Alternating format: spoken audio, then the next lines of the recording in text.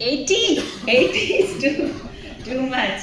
I, according to the statistics, it was 60 to 65.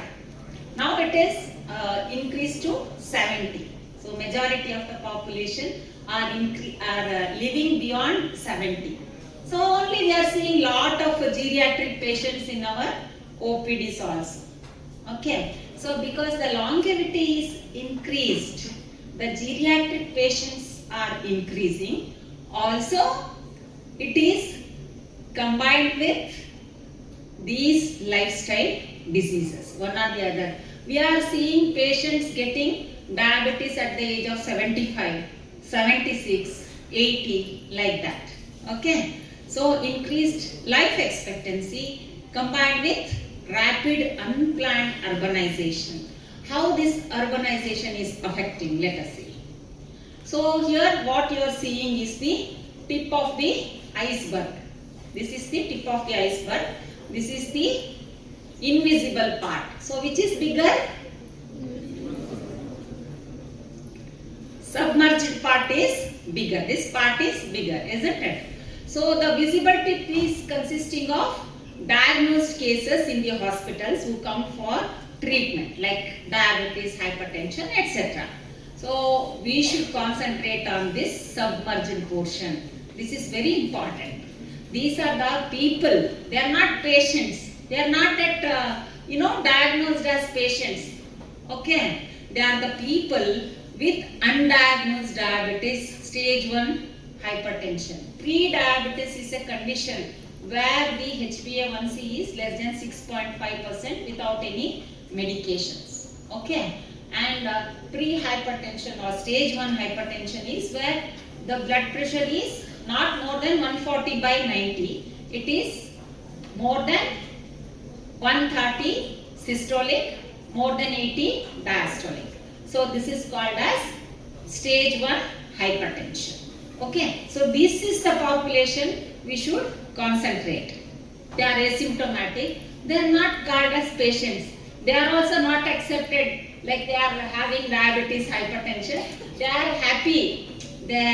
So this population is the one which suffers. So the public health goal should be to screen, to uncover the submerged burden before complications arise. So today what we are going to see, we are going to analyze the causes, identify the risk factors, review the current treatment, and to see the preventive strategies.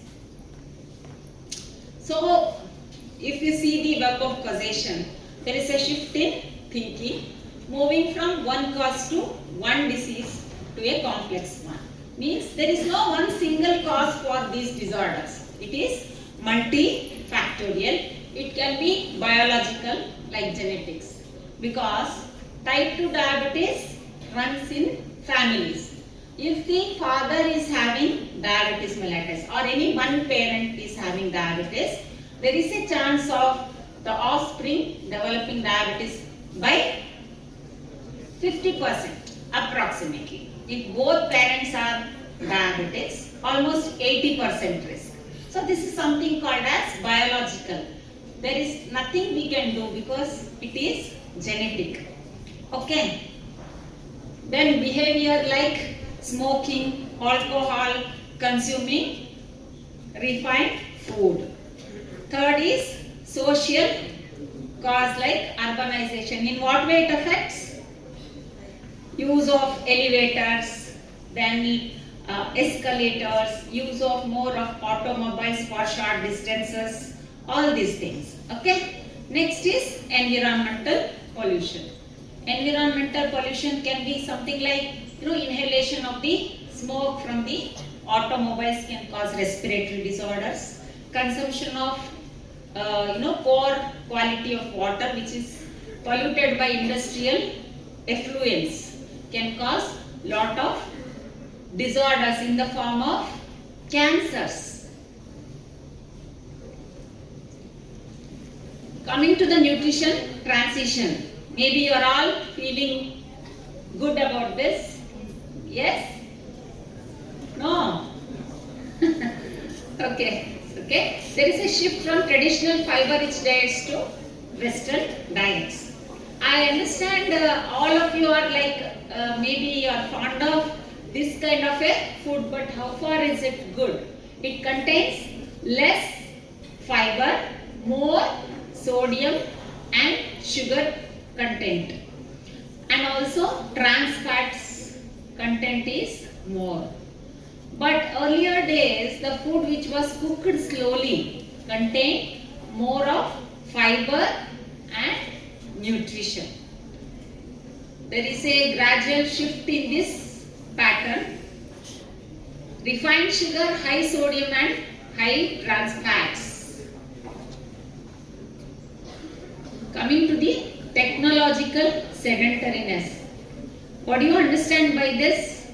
Anyone? Technological sedentariness means what? Anyone can tell.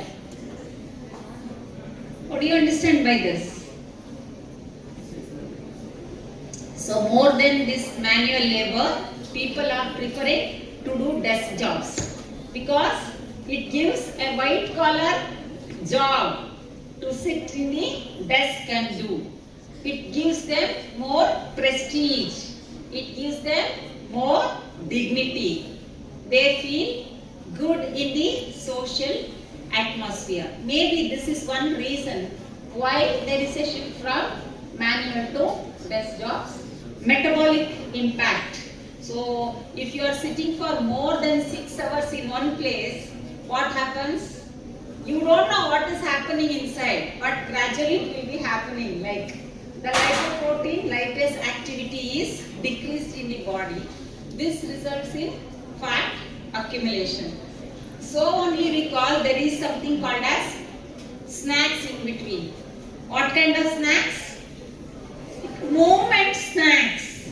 Every hour you should move. So this is the snacks. Don't think of like all that biscuits and other things. Now the latest concept is to have movement snacks. Okay. After every hour you should walk for 2 minutes or just take a round or get up, stand and then sit for 2 times. Are you all happy? Yes, good. Coming to the circadian disruption. So in this what we are seeing is 24/7 activity. Now there is no limitation for work. You have day shift, you have night shift.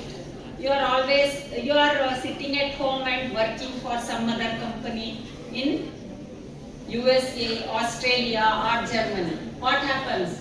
There is day, here it is night. So you will have to sit in front of the system and work the whole night. So the blue light which is emitted from the laptop or the computer will affect the suprachiasmatic nucleus of the brain. So that circadian rhythm is disrupted, resulting in the release of hormones which are disrupted. What are these hormones? They are ghrelin, which increase the hunger, also decreased leptin, that causes less satiety, that you will start feeling hungry and you will eat more. Okay, these are about the physical aspects. Coming to the important ones, that is psychosocial stress. Who is not having stress here? Okay, raise your hands. No hands are raised means everybody is having stress. Okay. So what are these stressors? Crowding, noise, erosion of social support will cause disruption of hypothalamus, pituitary, adrenaline axis. Always we want all of you to be alert. I want all of you to be alert. What happens? You are alert. So there is an adrenaline surge always. To be always on the tip of the toes. That is the need of the hour. Today's life demands these things. So what happens? Always persistent fight or flight response is there, which results in chronic inflammation and visceral fat accumulation. Do you know this visceral fat is now considered as an endocrine organ? There are a lot of studies going on across the world about this fat, its chemicals, inflammation, all those things. So, endocrine disrupting chemicals are released in plastics. Can any one of you tell how we are consuming plastics? This is something, we have to be very keen. Water bottle, very good, very good. From this side, the foods that are packed hot in the plastic containers. Over these idli plates also they were, keeping so many plastic sheets. Though it looks hygienic for, people who see that, it may look hygienic. But when the food is hot, it will, react with the plastic and release plastics that we call it as microplastics or the invisible plastics. Also the effluents that are released to the rivers, they contain plastics in small amounts, also dangerous chemicals. So they are all risk factors for developing cancers. Also even the tea glasses, the paper glass, it looks like paper glass, but it is not exactly a paper glass. There is a thin layer of plastic surrounding the paper cups. Have you observed? So before you drink tea, instead of that, it is better to drink in steel cups. Okay? So all those things are linked to the systemic inflammation and cardiovascular diseases. So lifestyle diseases are now the diseases of poverty. What I see when I move on the roads, even a small child, very poor child sitting in the fields, the child will be eating, opening a packed food. The packed food which consists of these fried items are available for very cheap rates, maybe 10 rupees or even 5 rupees. Parents are also happy giving the child one packet of snacks, and the child is also happy eating. But what are the dangerous effects of these foods? That you have to concentrate. See, in poverty, lack of access to fresh produce may be there and unsafe environments for outdoor exercise. The parents may make the child to sit at home because home is a safe place. The child may start using a laptop or a tablet or even a cell phone, and it becomes engaged. But it can cause limitation of physical activity. So also the market people are not sitting quietly. They are targeting the adolescents and young adults for tobacco and alcohol. Have you seen the number of shops outside? How many alcohol shops are being opened every now and then? Because it is a market strategy to attract the adolescents so that their benefit or profit is increased. Coming to fetal programming. See, when the fetus is developing in utero, what happens? The malnutrition can cause low birth weight. This everybody knows. But once in infancy, there is something called as catch-up growth. The mother or the people surrounding may start thinking the child has to develop well, and they start feeding the child more. A sudden catch-up growth can cause, something called as obesity. The rapid weight gain in infancy will cause obesity. And it is a risk for type 2 diabetes in the early adulthood. So we can classify the risk factors into non-modifiable risk factors, modifiable risk factors, and metabolic risk factors. So age, gender, genetics, and ethnicity, they come under non-modifiable risk factors. Then tobacco, alcohol, refined diet, and less activity come under modifiable risk factor. And metabolic risk factors are a rise in BP, blood glucose, a rise in lipids, and body mass index. So where we have to concentrate now? Where we have to concentrate? Yes, we have to concentrate on this and this. So coming to the tobacco, it has got a multisystemic threat. So it can cause endothelial damage, oxidative stress, and DNA mutation. Vaping and e-cigarettes are linked to EVALI and nicotine addiction. Statistics say that it kills half of its users. Nearly 1.2 million deaths from second-hand smoke. Can anybody tell me what is second-hand smoke?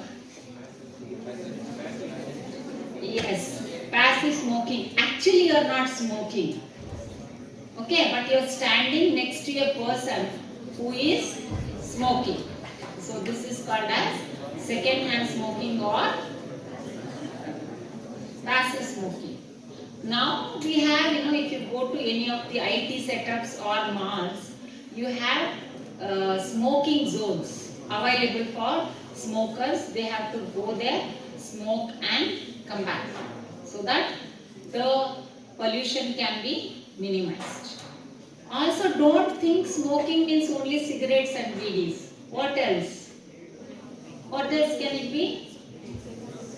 Smoke from the automobiles. Smoke from the industries. We are not thinking about these things at all. Smoking means only vaping you are thinking. Not necessarily. These are also smokes which contain high content of chemicals, dangerous chemicals that can cause a number of cancers. Coming to alcohol. This looks good, no? So it means for so many like it looks good, but what is its effects? It can cause liver, cirrhosis and pancreatitis. What is the lifestyle link? 1 gram of alcohol gives 7 kilocalories. It does not give any nutrition. Okay, only calories. So what happens if you drink beer or any other alcohol beverage? The calorie will increase, but at the same time it can cause lot of deficiency disorders. You feel full, but it will be giving empty calories. So it is also linked with cancers of the breast, liver and colorectal cancers. Here you are seeing, what you are seeing is diabesity. The obesity is measured in terms of body mass index and waist hip ratio. When it is increased, we say they are at risk of developing all kind of non-communicable diseases including metabolic syndrome. What does it cause? Insulin resistance. Also, what do you know about hypertension? A blood pressure of more than 140 by 90 at the age of 40 years was considered as hypertension. Now, the standards are more than 130 by 80 is called as hypertension. So, only 50% of the individuals know that they have hypertension. Means half of the population, they don't know at all that they have hypertension. Also, only those who know 50% are treated. Other 50% they don't take treatment. And in those who are treated, only 50% are controlled. Another 50% are not under good control. Is it a good thing? No, this is not a good thing. Anytime when your blood pressure is more than 130 by 80, you should go for a check. So coming to dyslipidemia. What do you understand by this? Okay. High LDL, that is bad cholesterol, high triglycerides and low HDL. This is something which is not normal, isn't it? So non-HDL cholesterol and ApoB are now preferred for risk assessment of metabolic syndrome. So let us see what is metabolic syndrome. Anyone? What do you understand by metabolic syndrome? It's a complex disease consisting of diabetes, hypertension, ischemic heart disease or atherosclerosis, hypercholesterolemia, hyperhomocystinemia, increased uric acid levels in the body. All these together, obesity, all these together constitute a metabolic syndrome. Of course, fatty liver is also a component in metabolic syndrome. Okay. Now what is this? 1 plus 1 is equal to 4. Is it true? How is this? Okay. Think smoking is one risk factor. Hypertension is one risk factor. 1 plus 1 is equal to 4 means a person who is having this and this has got a 4 times higher risk of stroke than someone with only one factor. So that is the meaning of this simple calculation. So metabolic syndrome means the clustering of 3 or more risk factors. What I told is all components. If 3 are present, we make a diagnosis of metabolic syndrome. Any doubt? No doubts? Okay. Coming to the cardiovascular diseases, account for 17.9 million deaths annually. See, we are seeing lot of people dying due to myocardial infarction. What do you think the cause is? Anyone? Your favorite actor? Tell me, who was that? That they are very... Okay, fine. Okay. What happened to Puneet Rajkumar? Yes, after that there was a rush in majority of the cardiac centers for the checkup of their hearts, isn't it? So you should be knowing like why all these cardiovascular diseases are increasing. So coronary heart disease, stroke, peripheral artery disease are the causes for myocardial infarction, and atherosclerotic plaque formation due to chronic inflammation. It may cause a minor injury. There is a formation of thrombus which can block the artery, resulting in decreased blood supply to that part of the cardia, and that will result in myocardial infarction. So the treatment is to recanalize the blood supply by thrombolysis. Okay. Coming to type 2 diabetes mellitus. So diabetes is an epidemic now, causing insulin resistance and beta cell exhaustion, leading to chronic complications like blindness due to retinopathy, then kidney failure due to chronic kidney disease, and non-traumatic amputation due to peripheral vascular disease. Coming to the chronic respiratory diseases, it is the COPD driven by tobacco and indoor or outdoor air pollution, bronchial asthma increasing due to hygiene hypothesis and urban allergens, and the impact is chronic hypoxia leading to pulmonary hypertension and respiratory failure. Chronic kidney disease can happen due to uncontrolled diabetes and uncontrolled hypertension. So the management is to focus on control of diabetes and hypertension, also SGLT2 inhibitors. So these we were talking about the physical disorders. Coming to the mental health. So the inflammatory theory suggests that high sugar diets and inactivity trigger neuroinflammation, causing depression and anxiety, often comorbid with diabetes and heart disease. So the common mental disorders for today are depression as well as anxiety. So you heard of this term, sarcopenia? Not heard? Sarcopenia means lack or deficiency of protein in the muscles, muscle loss. So this is very important. The concept of sarcopenia is emerging more, and also the concept of bone health. Sarcopenia means poverty of flesh. That is due to inactivity. You know what? When you use one limb more often, that limb will become hypertrophy. If you are not using one limb, it becomes atrophy.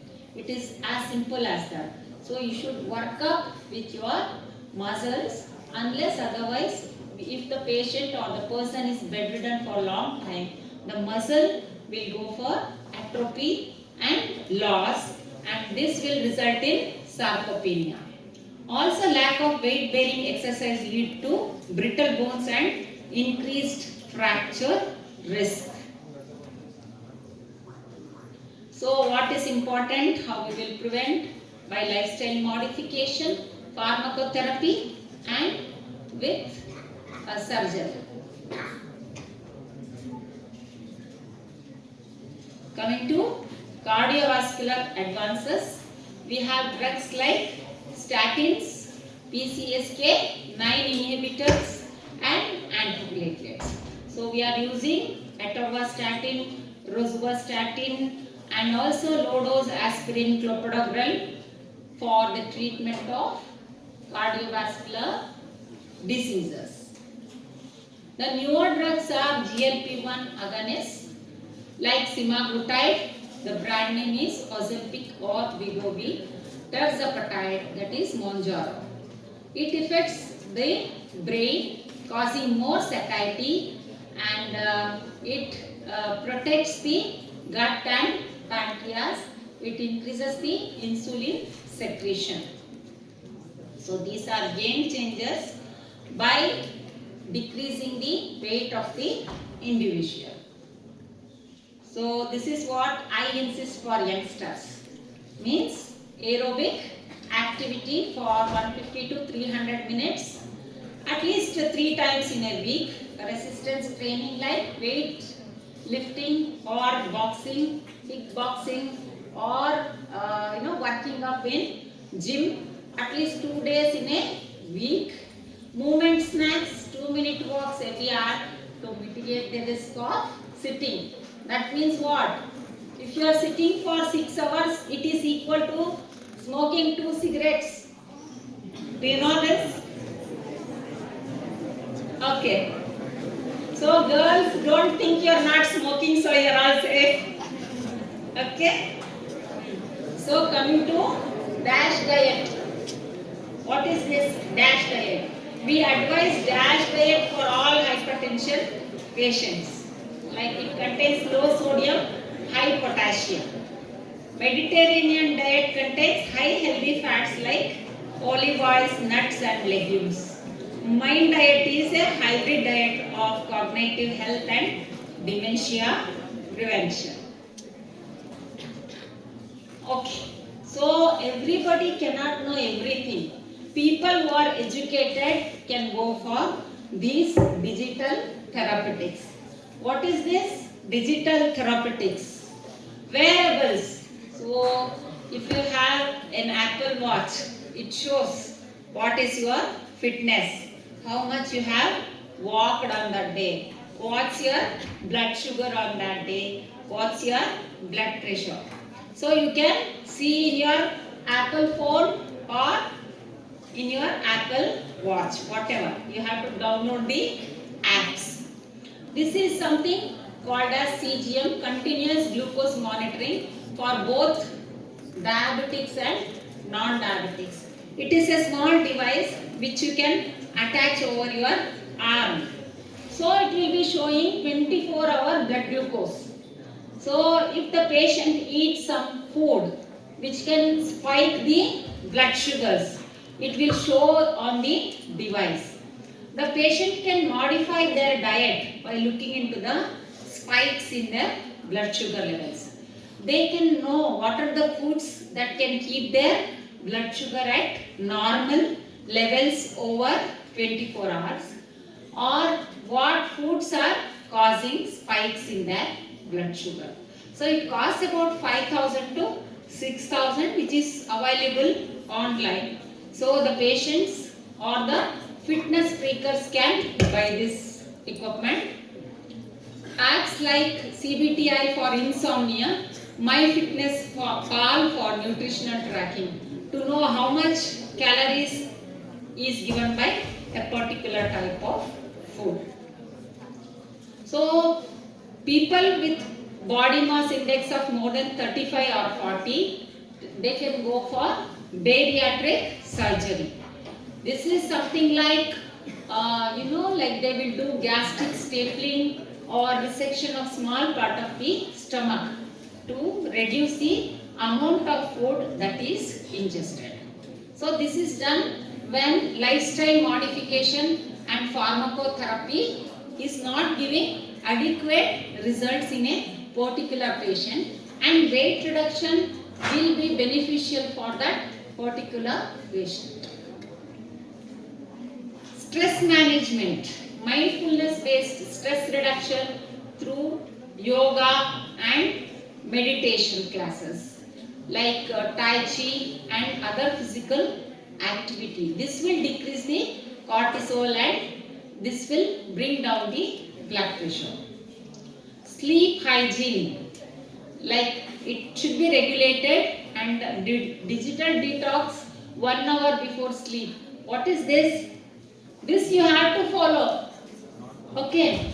Digital detox means before, if you are sleeping at 10 p.m. by 9 you should keep your mobiles away, and also net should be switched off. Okay, this is very important for a proper sleep rhythm, and a sleep of minimum 7 to 8 hours is a must for adults.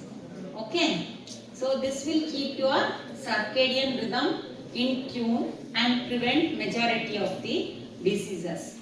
Don't play games till late night or watch movies till late night, even though they are given free to you. Okay, did you get that? Okay. So, doctor, diabetes educator, dietitian, exercise physiologist are all important in treating a patient.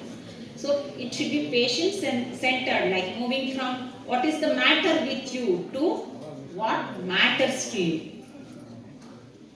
So, we have levels of prevention, like changing the environmental patterns. You act before the disease starts, like exercise and lifestyle modification, and screen the population who are at risk. So some policies are also required, like the government should ban some of the items. Don't you think so? They open lot of alcohol shops and they say don't consume alcohol. What is this? It's not good, no? So they should ban high sugar or soda availability, or even alcohol, I feel personally. And also like availability of tobacco and trans fats, fatty foods. Also create cities, walkable cities and cycle lanes. See, you encourage people to walk. In cities like Japan and Australia, there are like cycling lanes along with the roads. So people are encouraged to walk. So these things are to be done by the government and other policy makers. So we should screen the high risk population, and whenever a patient comes to the clinic above the age of 40 or 30, we should check the blood pressure and blood sugar as a routine. This will pick up lot of patients from the submerged iceberg.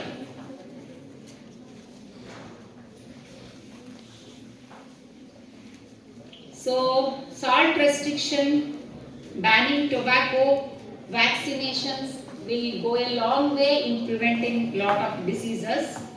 And in conclusion, lifestyle diseases are preventable and often reversible. Isn't it good? Yes or no? Okay. So the action should be to shift from sick care to health care. So let food be Thai medicine and medicine be Thai food. This is a famous saying by Hippocrates. That means majority of the diseases can be prevented by eating a healthy food, taking exercise in moderation, okay, living wisely, not to go for addictive habits which can be dangerous. So live in harmony with the ecosystem. Do you all take this words today? Because you are the youngsters of today. So by adopting these healthy lifestyles, at least 50% of these non-communicable diseases can be prevented or postponed. So this is very important. So with this, I conclude my topic. Thank you.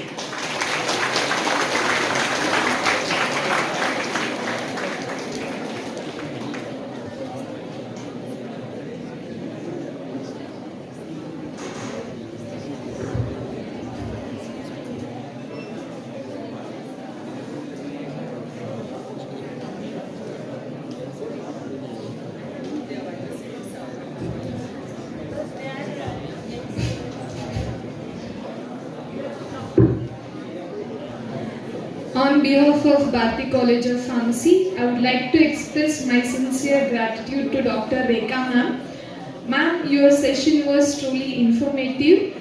Through your session, we got to know how our lifestyle depleting our quality of life and got reason to adopt healthy lifestyle. And I personally want to thank you and appreciate for your smile and energy you had throughout the session. Thank you, ma'am.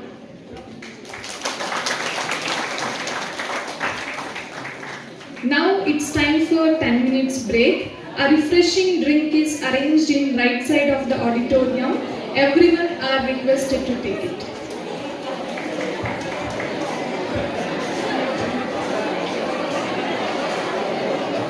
And come within 12:10, we have another session.